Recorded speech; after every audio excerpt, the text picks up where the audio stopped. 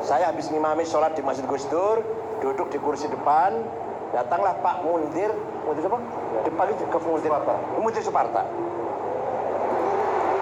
Gus Dur, konten, saya lagi nunggu nih, belum pulang dari luar kota ini mau pulang. Tadi saya telepon, belum ada HP kan? Saya telepon ke rumah, Gus Dur jawab kok. Gus Dur jawab, saya telepon, Gus saya mau sowan apa? Mau undang acara tanggal sekian. Waduh maaf nggak bisa. Itu haulnya Kiai Ali Maksum. Yakin Gus Dur suaranya itu bukan pembantu, bukan siapa-siapa. Gus Dur nggak ada. Saya lagi duduk lagi nunggu ini. Betul Gus Dur datang. Nggak lama Gus Dur datang. Salaman masuk, menyampaikan maksudnya nggak bisa Pak. Malam itu saya haul kelapa. Persis jawabannya kayak di telepon tadi. Tapi waktu di telepon itu siapa itu? Ya itu yang luar biasa di situ. Kejadian betul itu, betul. Wah kalau kejadian lagi waktu umrah dengan Gus Nur itu, dengan Muhammad itu, Kiai Muhammad di Madinah, lepas sholat Isya, jalan-jalan cari ulama yang menurut Gus Nur hebat. Ada ulama jenggotnya panjang, pakai gamis, ujung-ujungnya besar, kitabnya setumpuk, ngajar muridnya banyak. Nih Gus, bukan. Cari lagi, kan banyak orang kiai yang ngajar banyak. Nih Gus, bukan. Ini Gus, bukan. Ada ulama, ada orang Mesir sendirian. Sorbannya nggak begitu besar, biasalah. Sajadah sendirian. Ini malah berhenti. Terus saya suruh ngomong, walaupun Gus juga bisa ngomong, malah bisa, tapi saya suruh ngomong. Assalamualaikum, ini Ketua Jamiah Islam di Indonesia yang paling besar, atau ulama, namanya Abdul Wahid, mau minta doa. Doa apa? Doa apa Gus? Doa apa Gus? Ya minta selamat dunia akhirat. Didoain ya 5 menit lah. Agak panjang doanya, agak panjang sih. Setelah itu dia lari, ini beliau nih pergi, sajadahnya diseret malah. Sambil ngomong gini bahasa Arab. Ya Rob, ma dzambi hatta tu'arrifani iyyah. Dosaku apa? Kok sampai engkau membuka rahasia kepada orang ini nih? Jadi wali sedang sembunyi, ketahuan Gus Dur. Orang lain nggak akan tahu dia wali, Gus Dur tahu. Sampai dia merasa punya dosa apa? Saya lagi sembunyi kok, lagi nyamar ketahuan. Padahal intel ketahuan lah, kamu intel ya. Terus mencari kuburannya Imam Ali Uraidi bin Ja'far Shadiq. Waktu sudah di tengah-tengah kebun korma dan sudah di pagar kelilingnya udah dihancurkan lah, karena di sana nggak boleh ziarah kubur kan. Ya ada saja orang ziarah. Gus Dur mau baca Fatihah 1000 kali, saya Haji Sulaiman dan beliau. Baru 35-an atau 40 lah, polisi datang, ngusir. Apa jawab Gus Dur apa? Anta'atullah, kamu musuh Allah. Nggak apa-apa tuh. Baru biasa orang Saudi kalau gitu kan marah kan. Nggak dibiarkan tuh. Walhasil gagal baca Fatihah 1000 kali. Itu pengalaman saya dengan beliau. Pengalaman ziarah ke Sunan Ampel. Ya hubungan saya Sulaiman, Jumasnu, Gus Mu'ad, Gus Tohir, Gus Lukman. Gitu ya. Nah, ya. Terus jam 12 malam baru masuk ziarah ke Sunan Ampel. Kita ini disuruh baca la ilallah keras. La ilaha illallah, la ilaha. Gusnya diem aja. Enak banget ya.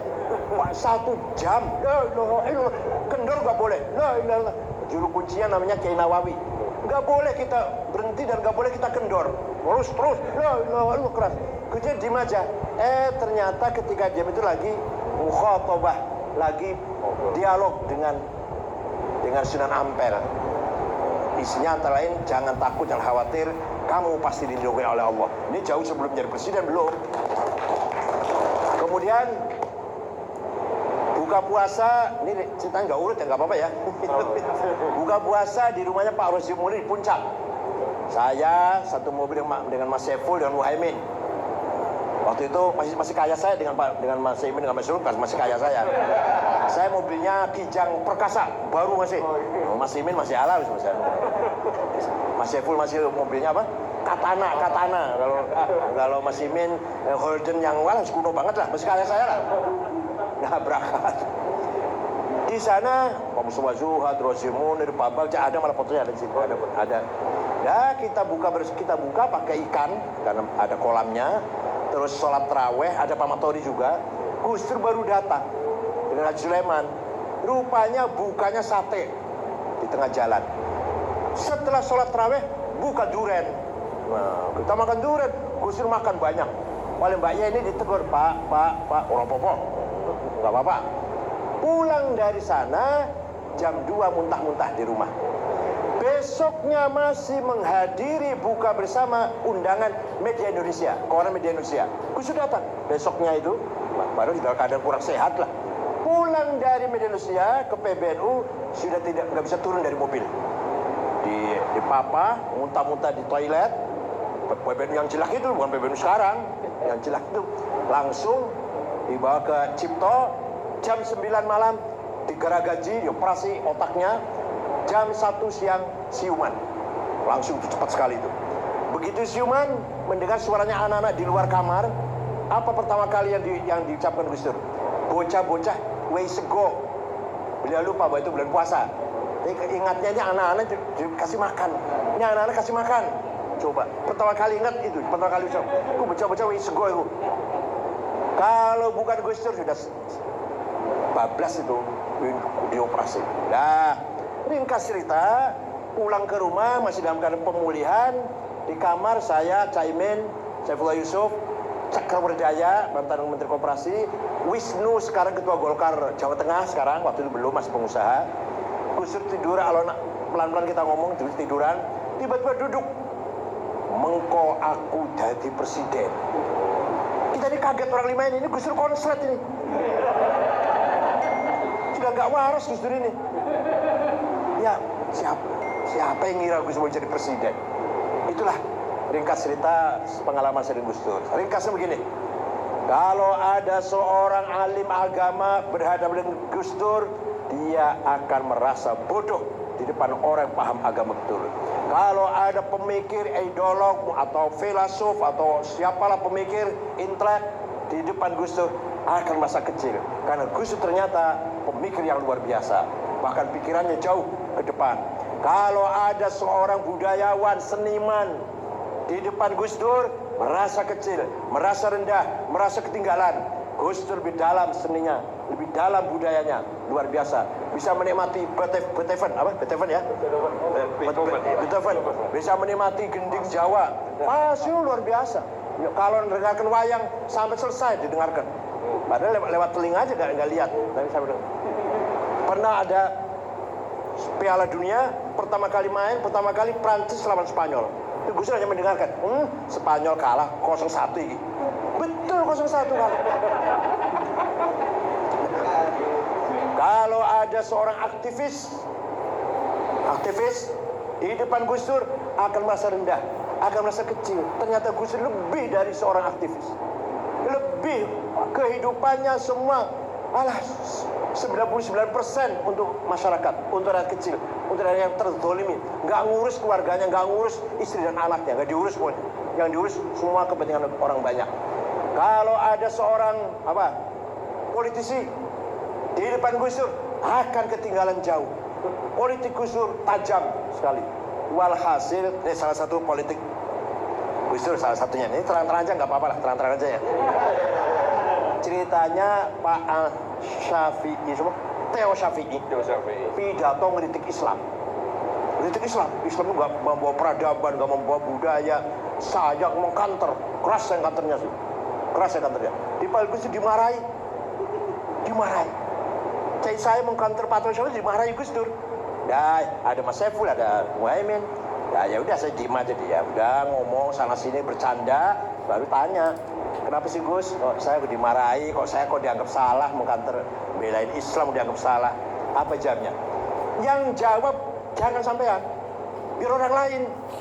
Mengkonek seru sampean penengah. Waduh, ya Allah, tuh luar biasa. Sing mengkanter, sing marah, yang marah lah kata, yang marah Islam dihina itu ojo sampean, biar orang lainnya. Kalau Islam dihina yang marah biar orang lain.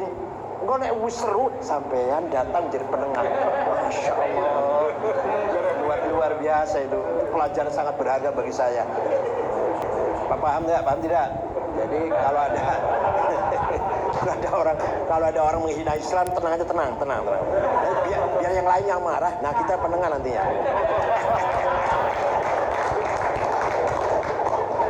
Itu strategi Gus Dur. Itu yang saya, masya Allah, saya terkesan sekali tuh. Terkesan. Marah betul.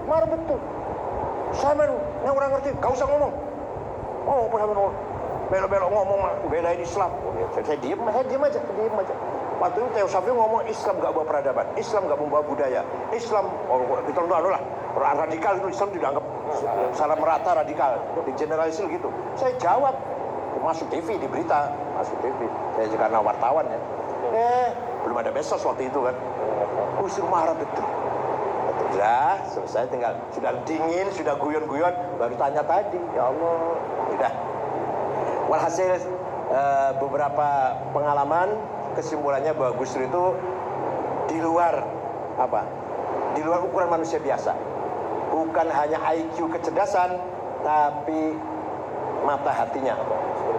The deeper heart namanya ya, itu nurani yang ada di lubuk hati. Intuisi, kekuatan hati, intuition.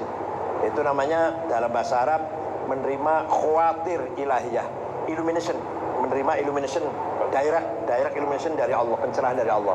Nah itu khusus selalu dibimbing oleh Allah langsung, bukan nabi, bukan wahyu, bukan. Tapi itu adalah boleh kasyaf, boleh ilham, boleh ilmu laduni, asal jangan bilang wahyu. Gus Dur boleh wali, boleh Imam Mahdi, tapi jangan kita anggap nabi, nggak boleh. Tapi itulah kecerdasan, kehebatan Gus Dur sallallahu alaihi wasallam. Tawakalnya, itu khairul supir itu kalau nyupir ngebut gitu. Saya kalau ikut dengan Gus Dur mobilnya Khairul yang nyupir, awas. Gus Dur enggak tuh, tenang aja. Padahal kalau nyupir ngawur Khairul itu, Khairul Waton namanya tuh, supirnya. Saya ya di sebelahnya Gus Dur, awas, hati-hati. Kok enggak, tenang aja Gus Dur bawa. Naik pesawat tenang, nggak pernah takut apa atau nggak pernah. Ya Allah. Dulu kan nggak ada HP ya, ceritanya. Telepon dengan siapa ya? Lupa namanya. Pokoknya telepon tokoh masyarakat lah. Ngerasa nih Pak Harto dalam HP itu. Ya, sudah selesai ngomongnya. Ini disadap loh. Wah, orangnya ketakutan. Orang sebelah sana ketakutan. Ini omongan kita disadap loh ya. Itu orang yang sana ampun-ampunan sana. Pejabat di Kementerian Transmigrasi waktu itu, Dirjen ya. Pokoknya ngeritik Pak Harto lah. Dalam bentuknya kok Gus Dur nimpal ya yuk. Begitu.